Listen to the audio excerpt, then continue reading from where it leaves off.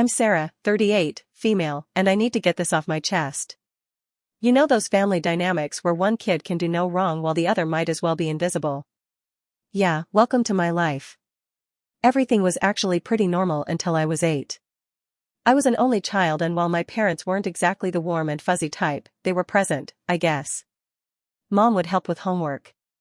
Dad would take me fishing at Lake St. Clair sometimes. We weren't the Brady Bunch, but we were okay. Then came the night that changed everything. I remember it like it was yesterday. My Aunt Kelly showed up at 2 a.m. telling me to pack a bag because Mom was in the hospital. My sister Rachel was coming, but something was wrong. She wasn't supposed to arrive for another 2 months. The next few weeks were a blur of hospital visits and whispered conversations. Rachel was tiny, like really tiny. She looked like one of those baby dolls I had, except with all these tubes and wires. I wasn't allowed to touch her or even get too close. That was the first time I felt it, the invisible wall going up between me and the rest of my family. When they finally brought Rachel home, our house transformed into this sterile bubble. Mom became obsessed with germs. I'm talking industrial-strength disinfectant everywhere. Hand sanitizer stations in every room. Constant cleaning. The sharp smell of bleach still gives me anxiety to this day. But here's the part that really messed me up. Every time I showed even the slightest sign of being sick, I was shipped off to either Grandma Marie or Aunt Kelly's place. And I mean every time. Sneeze once, pack your bags, slight cough, off to Grandma's you go. At first, I actually thought it was fun. Grandma Marie would bake cookies and Aunt Kelly had this cool collection of Nancy Drew books I was working my way through. But kids aren't stupid. After a while, you start to realize what's really going on. You're not being sent away for adventures. You're being treated like a threat, like your very existence might harm your precious sister. I tried everything to get their attention in healthier ways. Seriously, everything. Got straight A's. Mom would barely look up from Rachel's latest doctor's appointment schedule. Won first place in the science fair with a project on renewable energy. Dad just asked if I could keep the display board in the garage because Rachel was sensitive to cardboard dust. Is that even a thing? The Real kicker came when I was 12. I'd been practicing for months for the school talent show, teaching myself to play bridge over troubled water on the piano. Yeah, kind of on the nose. I know. The night of the show, Rachel had a fever of 99.1 degrees Fahrenheit. Guess who didn't have anyone in the audience? Meanwhile, 2 weeks later, the whole family, including both sets of grandparents, showed up for Rachel's 15-minute flute recital, where she basically murdered hot cross buns. Rachel figured out pretty quick how to work the system. By age 7, she had completely outgrown any actual health issues. But that didn't stop the show. Headache? Must stay home from school. Feeling tired? Someone else? Guess who needs to do her chores? Stressed about a test? Mom would literally call the school to get the deadline extended. I started spending more and more time in my room, burying myself in books about art, history, and antiques. Funny how life works out sometimes. My room became my sanctuary, mostly because Rachel claimed she was allergic to my lavender air freshener. So, it was the one place she wouldn't invade. You know what's really messed up? Part of me was actually grateful when she'd fake being sick. At least then I'd get sent to Grandma Marie where someone would actually ask me about my day or care about what I was interested in. Grandma was the one who first got me interested in vintage jewelry. She had this amazing collection of costume pieces she'd let me organize and catalog. I should have seen that as foreshadowing, I guess. The worst part wasn't even the obvious favoritism. It was the way they rewrote history to justify it. Rachel just needs more attention because she had such a rough start. Sarah's always been so independent. Sarah understands that her sister has special needs. No, I didn't understand. I was a kid who couldn't figure out why having a healthy immune system made me less worthy of love. Looking back now, I can see how those years shaped me. The constant message that I was somehow dangerous or inconvenient to have around, that doesn't just disappear. But hey, at least it taught me to be self-reliant. When nobody's checking your homework or caring about your achievements, you learn to be your own cheerleader pretty quick. High school, most people either loved it or hated it. Me, I saw it as my ticket out. While Rachel was building her empire of drama in middle school, I was laying the groundwork for my escape. And let me tell you, nothing motivates you to succeed like knowing nobody's going to do it for you. Remember how I mentioned spending time organizing Grandma Marie's jewelry collection? Well, that actually taught me something important. The value of systematic organization and attention to detail. I applied that same mindset to everything in high school. My desk at home looked like something out of an organization magazine. Color-coded notebooks, perfectly arranged study schedules. Everything had its place. Rachel used to make fun of me for it, calling me Rainman. Real nice, sis. But here's the thing about being invisible. Nobody's watching you fail or succeed, so you might as well do whatever the hell you want. I joined every club that wouldn't conflict with my part-time job at Carson's Diner.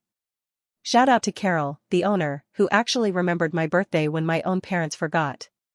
Debate team, check. National Honor Society president, check.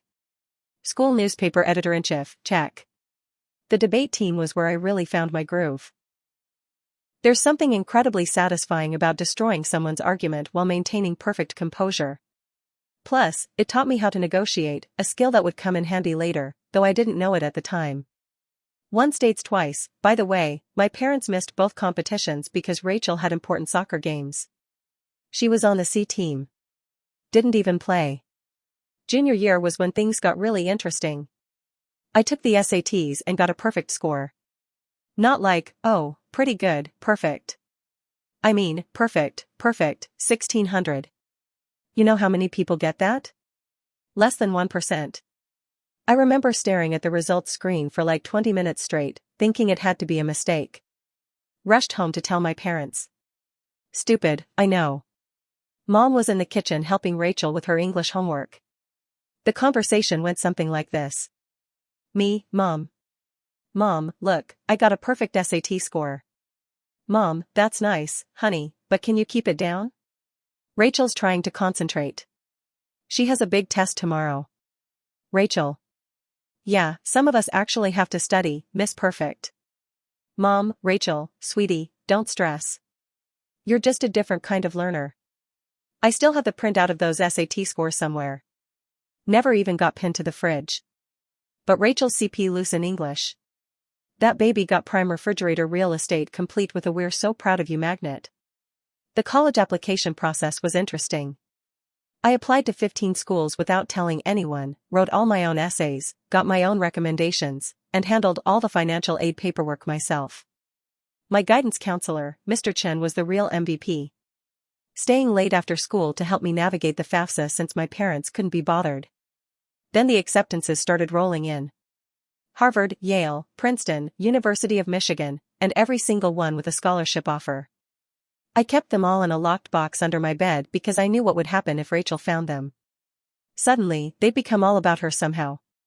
But if Sarah goes to Harvard, I'll be all alone or some BS like that. The day I got my full ride offer from the University of Michigan was the same day Rachel made JV cheerleading. Guess which one got celebrated with a family dinner?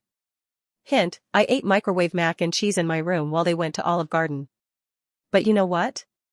That scholarship was my golden ticket. Full tuition, room and board, even a stipend for books. I could finally get out of that house where I was either invisible or an inconvenience. The day I got that acceptance package, I went to my favorite spot in the local library. 4th floor, window seat overlooking the park, and cried for an hour straight. Not sad tears, relief tears. When I announced at dinner that I was going to the University of Michigan, my parents' responses were peak them. Dad, Michigan, but that's so far. What if Rachel needs you? Mom, I hope you're not expecting us to help with expenses. Rachel's cheerleading competitions are very costly. Rachel, oh my God, finally.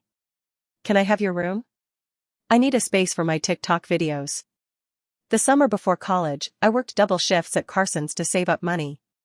Carol, bless her heart, would slip me extra tips and always made sure I got to take home leftover pie at the end of my shifts. She also taught me something invaluable. How to spot genuine people in a world full of fakes. Baby, she'd say, in diners and in life, the ones making the most noise usually have the least to say. Move-in day at the University of Michigan. My parents couldn't come because surprise. Rachel had a cheer competition. Aunt Kelly drove me instead. Helped me set up my dorm room and slipped me an envelope with $500 in it. Your Grandma Marie wanted you to have this, she said. She's so proud of you.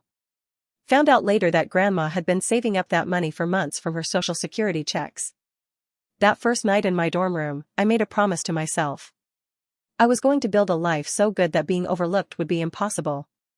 Not for revenge, not to prove anything to my family, but for that 8-year-old girl who used to get shipped off to Grandma's house for sneezing. College flew by in a blur of all-nighters, instant ramen, and blessed freedom. Graduated summa cum laude from the University of Michigan. Not that my parents noticed. They were too busy helping Rachel transfer to her third college in 2 years. But here's where the story takes an unexpected turn. I landed this entry-level position at Everett and Phillips Auction House in Detroit. Not going to use the real name for obvious reasons, but if you're in the business, you probably know which one I'm talking about. Real high-end place, lots of old money clients, that type of deal. I started in their estate sales division, basically cataloging rich people's stuff after they died. Not exactly glamorous, but hey, it paid the bills. My first few months were pretty standard, logging endless china sets, cataloging vintage furniture, that kind of thing. Then came the Kingston estate. Mrs. Kingston was this elderly widow who'd passed away with no kids, leaving behind what everyone thought was just a massive collection of costume jewelry, like rooms full of the stuff. Here's where those hours with Grandma Marie came in handy. I'm sorting through this mountain of jewelry, and something catches my eye. It's this Art Deco brooch. Nothing super flashy, but something about it just felt different. The weight was wrong for costume jewelry, and the clasping mechanism was way too sophisticated for a knockoff. I must have spent my entire lunch break that day researching vintage jewelry markers and signatures. Ended up staying late at the office using the company's subscription to some antique jewelry databases. The more I looked, the more convinced I became. This wasn't costume jewelry. This was the real deal. Problem was, I was just the new girl. Nobody was going to take me seriously if I started claiming we had a potential treasure on our hands. So, I did what debate team taught me. Prepared my case methodically. Spent 2 weeks of lunch breaks and evenings studying everything I could about Art Deco jewelry authentication. Even took some of my sad excuse for savings and paid for an online gemology course. Finally worked up the courage to go to my supervisor, Mr. Harrison. Brought this whole presentation with comparative photos, historical documentation, the works. The conversation went something like this. Me sir, I think we might have something significant in the Kingston collection. Harrison barely looking up from his phone. Sarah, we've already catalogued those as costume pieces. Me, I know, but look at these Macacre marks. They match perfectly with Cartier's 1925 signatures and the stone setting technique. Harrison finally paying attention. Where did you learn all this? Me? I did some research. Long story short, that costume brooch sold for $47,000 at auction. Turns out it was part of a limited collection made for some European duchess in the 1920s. But here's the real kicker. After that, Harrison started giving me more pieces to authenticate. Suddenly, my useless hobby of organizing old jewelry had actual value. I threw myself into learning everything I could about vintage jewelry. Took every online course I could afford. Spent weekends at estate sales studying pieces. Even started a little notebook documenting different authentication techniques. My apartment looked like a jewelry scholar's fever dream. Walls covered in printouts of vintage hallmarks and certification guides. The auction house started seeing results. I was finding valuable pieces that others had missed. Building relationships with collectors, learning the market. My commission checks got bigger. For the first time in my life, I wasn't just surviving. I was actually saving money. Of course, my family remained spectacularly uninterested. At Sunday dinners, which I still attended like an idiot, the conversation went something like this. Mom, Sarah's still at that antique shop, right? Me auction house mom. And yes, actually just authenticated a rare Tiffany piece. Rachel interrupting. OMG, speaking of jewelry, you guys have to see this charm bracelet I bought at the mall.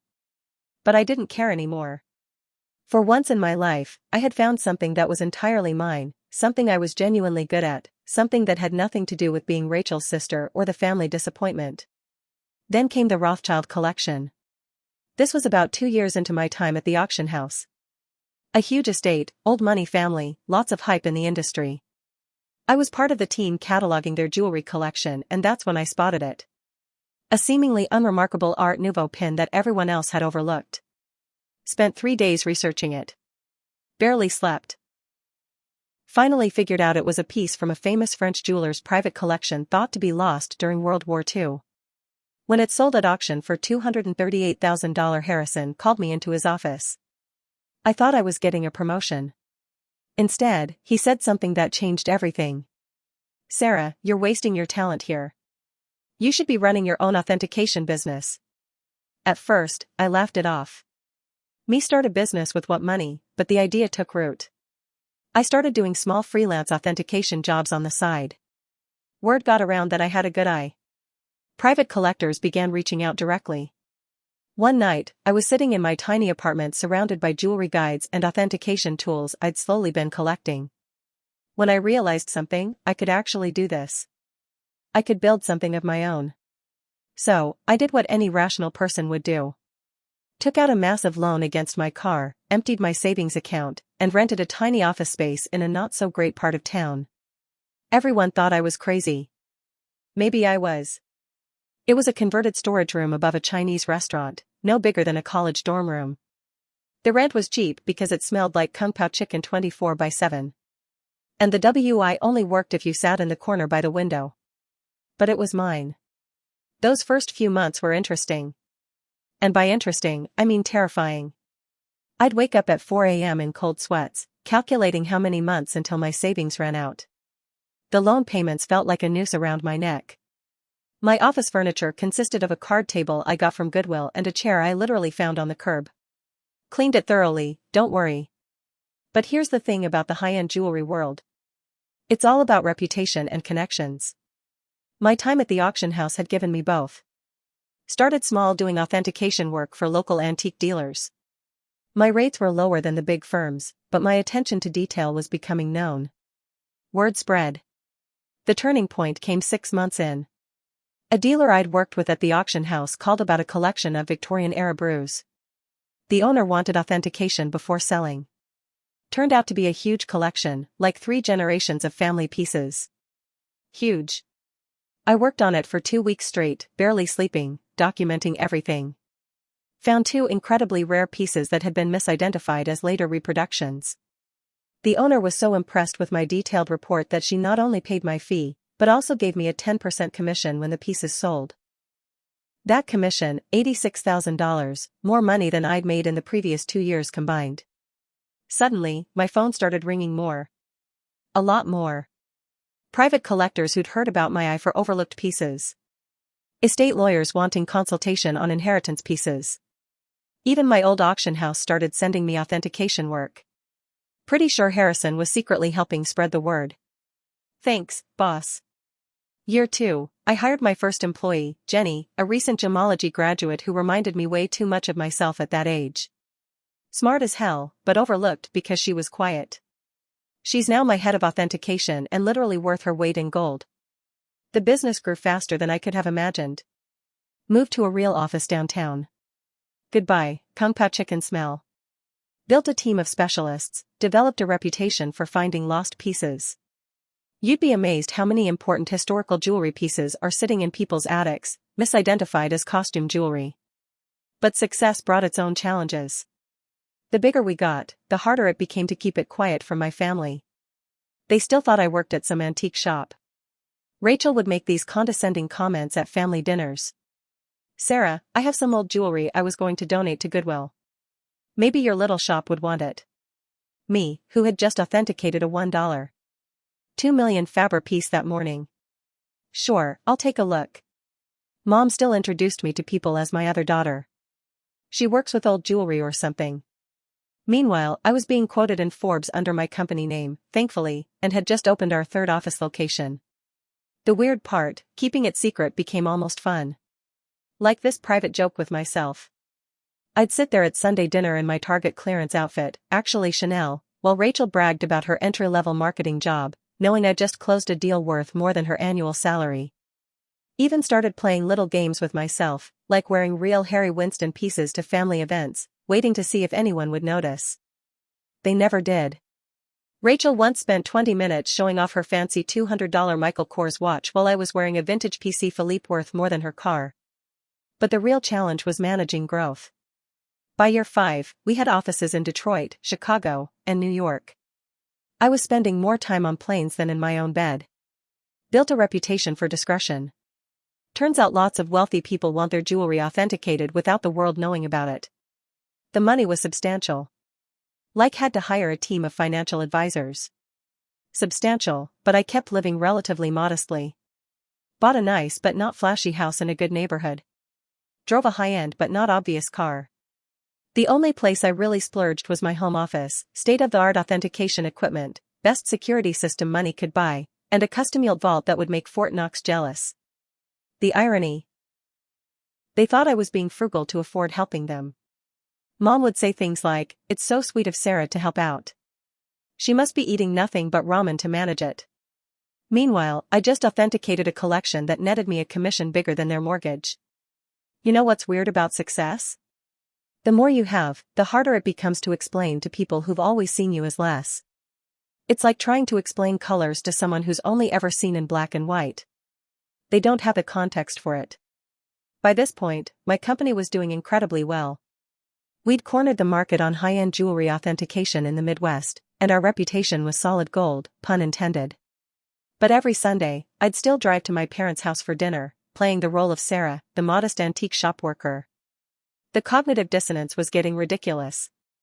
I'd spend my mornings on conference calls with Dubai collectors, afternoons authenticating pieces worth millions, then show up at my parents' house in carefully selected normal clothes to eat Mom's overcooked pot roast while Rachel dominated the conversation with stories about her latest marketing triumph. Usually something like getting her boss coffee without spilling it. One Sunday stands out particularly clear in my memory. I had just finished a major deal, authenticated a lost Cartier piece that had been sitting in someone's safety deposit box for 40 years. The commission alone was 7 figures. Drove straight from that meeting to my parents' house, still riding the high of the successful authentication. "Mom, Sarah, honey, is everything okay? Your clothes are looking a bit worn." Me wearing a $3,000 cashmere sweater I deliberately chosen because it looked understated. "Oh, trying to save money." Rachel. "Well, if you'd gotten a real job instead of playing with old jewelry." Dad, Rachel, be nice. Not everyone can be as successful as you. I nearly choked on my pot roast trying not to laugh. The monthly payments to my parents started around this time. Found out through Aunt Kelly that they were struggling with Rachel's student loans and some medical bills. Mom had mentioned offhand that they might have to sell the house. Couldn't let that happen despite everything. It was still the house I grew up in. Set up an anonymous monthly transfer of $5,000 to their account. When they asked, I claimed I was contributing $1,000 of it by living on rice and beans. They assumed the rest came from Aunt Kelly or other relatives. Rachel, of course, took credit for inspiring family members to help. The money helped, but it also changed things in ways I hadn't expected. My parents started treating me with this weird mix of pity and patronizing pride, like I was some kind of noble poverty case, sacrificing everything to help family. Meanwhile, Rachel's spending got more outrageous. She'd show up to dinner with new designer bags claiming they were outlet finds. They weren't. I can spot a real Gucci at 20 paces. Started taking expensive vacations, posting all over Instagram about her blessed life. Pretty sure she was using my support money for her shopping sprees, but I bit my tongue. The irony was too perfect. Then came the college fund drama. Rachel announced she wanted to go back to school for her MBA. Another private university, of course. Nothing but the best for the golden child. Mom called me in tears about how they couldn't afford it. Me? Maybe Rachel could look at state schools. They have good programs, too. Mom. Oh, honey. You don't understand. Your sister needs to maintain certain standards. But speaking of helping, could you maybe increase your monthly contribution just for a few years? I bumped it up to $7,000 monthly. Didn't even dent my accounts. But watching them praise Rachel for taking initiative with her education while assuming I was living on ramen to help out, that stung a bit. The real kicker, I was teaching a guest seminar at the same business school Rachel wanted to attend. Not that my family knew that. The dean personally asked me to lecture about luxury goods authentication and business growth. Had to make up an excuse about why I couldn't make it to Sunday dinner that week. My own success started feeling like this separate life, like I was some kind of corporate superhero with a secret identity. By day, I was running a multi-million-dollar authentication empire. By night, well, Sunday evenings, I was just Sarah, the disappointing daughter who worked at some antique shop. The weight of the lie was getting heavier, though. Every time Rachel made a condescending comment about my career, every time Mom apologized to her friends about my modest lifestyle, every time Dad suggested I look for a real job, it got harder to stay quiet. Looking back, I think I always knew it would end dramatically. I just didn't expect it to implode quite so spectacularly at Thanksgiving. It started 2 weeks before the holiday. Mom called, crying about her back pain. She'd been diagnosed with a herniated disc, and the thought of cooking Thanksgiving dinner for 20 people was overwhelming her. Now, I'd love to tell you I offered to help purely out of kindness, but honestly, I was tired of pretending her dry turkey was edible. Me, why don't I handle the food this year? I can have it catered. Mom. Oh, honey. We can't afford a caterer. Me, don't worry about the cost. I've been saving up. Mom, sounding concerned. You're not taking out a loan, are you? I arranged everything through this high-end catering company I use for my business events. They do amazing work. The kind of food that makes you wonder why you ever bothered cooking yourself. Cost more than what my parents thought I made in 2 months, but whatever. Thanksgiving morning arrived and I was actually feeling pretty good. Had my laptop with me because I needed to monitor an important online auction in Hong Kong. This incredible Art Nouveau necklace was up for sale and I had a client very interested in authentication if they won the bid. The food arrived exactly on time. Everything perfectly prepared. Rachel, of course, had to comment, store-bought stuffing. Really, Sarah? Mom's is so much better. This from the girl who once set off the smoke alarm trying to make toast. Mom kept apologizing to everyone about not cooking herself. But you could tell people were actually enjoying the food. Even Rachel shut up once she tasted the maple-glazed Brussels sprouts, which by the way cost more per plate than her weekly grocery budget. I stepped away between dinner and dessert to check my laptop. The auction was getting interesting and I needed to be ready if my client won. Set up in my old bedroom, which Mom had kept exactly the same since high school. Meanwhile, Rachel's room had been renovated 3 times. That's when everything went sideways. I'd left my authentication software running, multiple tabs open, showing various accounts and ongoing deals. Rachel barged in without knocking. Some things never changed to borrow my phone charger. She spotted my laptop screen and decided this was her moment to finally expose how pathetic her big sister really was. Rachel smirking. Let's show everyone what Sarah's really been up to. Before I could stop her, she grabbed my laptop and marched into the dining room. Picture this. 20 people, including aunts, uncles, cousins, and my parents, all stuffed with gourmet turkey and half drunk on expensive wine, which they thought was from Trader Joe's. Rachel, time to see what kind of important work Sarah's doing on Thanksgiving. She turned a laptop around triumphantly, clearly expecting to embarrass me with whatever small-time antique deal she thought I was working on. The room went dead silent, like you could hear the expensive clock I'd bought Mom for Christmas, which she thought was a replica ticking. My screen showed current account balance $12.4 million. Pending authentication contract $485,000. Recent transaction, $1.2 million. That Hong Kong auction company quarterly profit report, $4.2 million. Rachel's face went through about 5 different emotions in 3 seconds.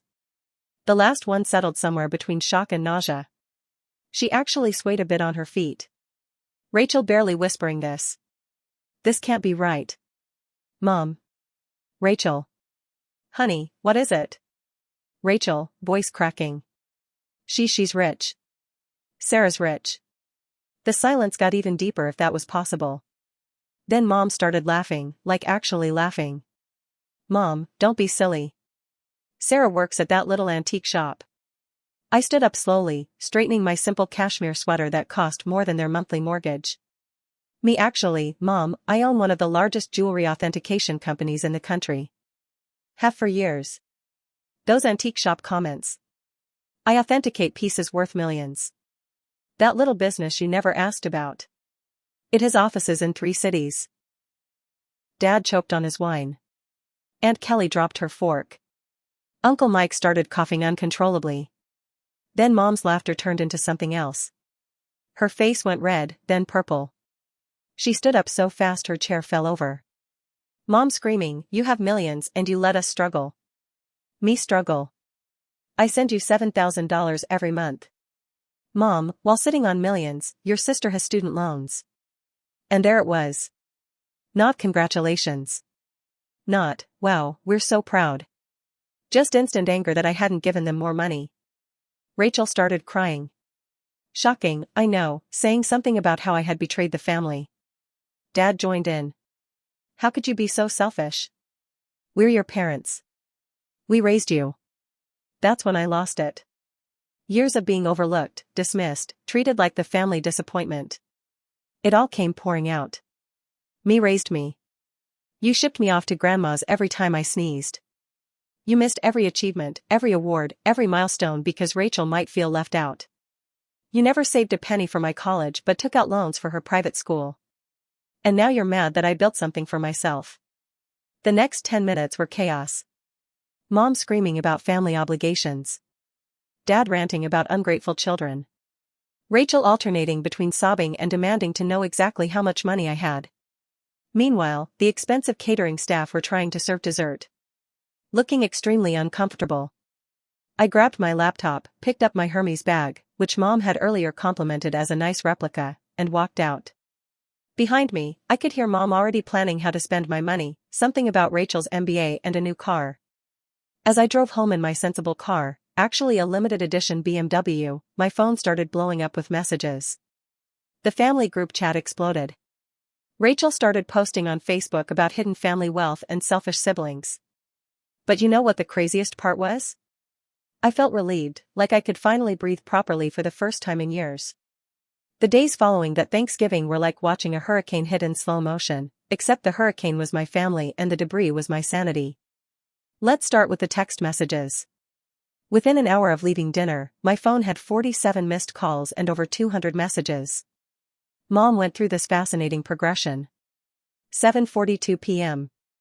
How dare you walk out on family? 8:15 p.m.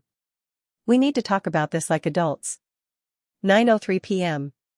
Your sister deserves a share of your success. 10:30 p.m. I've already called a realtor about houses in better neighborhoods. 11:45 p.m. Why aren't you answering? This is your mother. Rachel, meanwhile, had gone full social media warrior. Posted this epic rant on Facebook about how her millionaire sister had been hoarding wealth while watching her beloved family struggle. The comment section was wild. Distant relatives and old high school classmates suddenly had very strong opinions about my moral character. But here's the part that really got me. Rachel actually posted all those years of me trying to help her career, giving her advice about moving up from that little antique shop, and she was secretly wealthy. The betrayal hurt so much I nearly threw my phone across the room. The only career advice she'd ever given me was suggesting I try selling jewelry on Etsy. Then came the flying monkeys. If you're not familiar with the term, it's when toxic family members send other people to guilt trip you. Aunt Susan, who I see maybe once every 3 years, called to tell me about how family is everything. Uncle Bob, who I'm pretty sure still thinks I'm 12, emailed a long lecture about the importance of sharing wealth. Even my third cousin's wife's sister somehow got my number to share her thoughts on family duty. But the real fun started when they showed up at my office Monday morning. I walked in to find Mom, Dad, and Rachel sitting in our reception area. They told Jenny, my receptionist, they had an appointment for authentication services. Rachel was clutching her Michael Kors bag like it might actually be worth something. The conversation went about as well as you'd expect. Mom, we've discussed it as a family. Me, a family discussion without the family member you're discussing. Mom, ignoring me. And we think it's only fair that you set up trust funds for everyone. Rachel needs at least $2 million to start her new life properly. Dad and your mother and I would like to retire. We're thinking a beach house in Florida. Me? Did you miss the part where I've been sending you $7,000 monthly? Rachel, that's nothing compared to what you have. You owe us. Me? I owe you for what exactly? The years of being ignored, the missed graduations, the constant comparisons. Mom, don't be dramatic. Sarah, we gave you everything. Me? No, I gave myself everything. And you know what? I'm done. Right there in my own office lobby, I pulled out my phone and canceled the monthly transfers to their account. Mom actually gasped like I'd slapped her.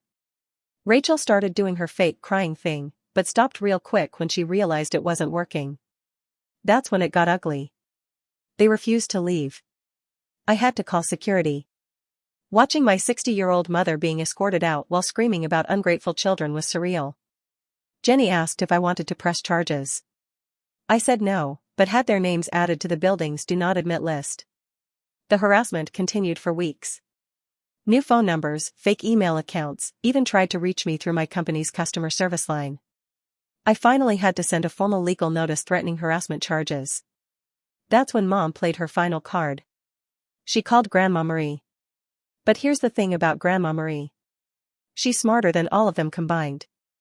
Her response, good for Sarah. About time someone in this family succeeded on their own terms. Mom didn't speak to her for 2 months after that. It's been 6 months since Thanksgiving. I moved to a new house with better security. Changed all my numbers. The company's doing better than ever. Turns out my family drama actually brought in some high-profile clients who appreciated my discretion with the whole situation. Rachel's still posting passive-aggressive updates about toxic wealth and family betrayal. Last I heard, she's telling everyone she's starting her own jewelry authentication business. Good luck with that. Mom and Dad finally stopped trying to contact me when I had my lawyer send them a formal letter detailing exactly how harassment charges would affect their lives. They're now telling everyone they never wanted my money anyway and how they're praying for my soul. But you know what? For the first time in my life, I feel free. No more Sunday dinners filled with subtle jabs. No more downplaying my success. No more funding the Rachel show. My therapist says I'm finally setting healthy boundaries. I say I'm finally living authentically.